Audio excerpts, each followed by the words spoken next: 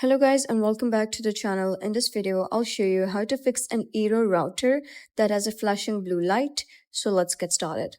When the Eero is blinking blue, it normally means the device is ready to be set up and is waiting to be connected to a network.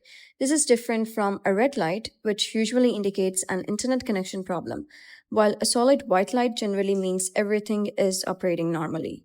So start by opening the Eero app on your phone and signing into your account. In most cases, the flashing blue light can be resolved directly through the app. If your Eero hadn't been added yet, select the option to set up a new Eero and follow the instructions shown on the screen.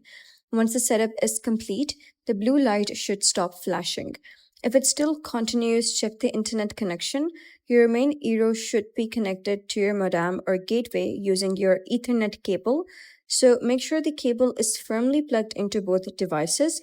A disconnected gateway Eero can stay in setup mode. Next, try restarting the Eero, disconnect it from power, wait around 30 seconds, and then plug it back in. Give the device a few minutes to boot up and check the Eero app to confirm it's connected to the correct network and showing as online. Make sure it hasn't accidentally been registered to another account or network. If none of these methods work, you can perform a factory reset as a final option. Locate the reset button on your Eero, which may be on the bottom side or inside a small reset hole. If necessary, use a paper clip and hold the button for about 15 seconds.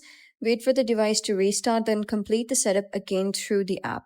Keep in mind that a factory reset removes the existing configuration, so you'll need to set the Eero up again, and that's how you can fix a flashing blue light on your Eero. Thanks for watching, and I'll see you in the next video.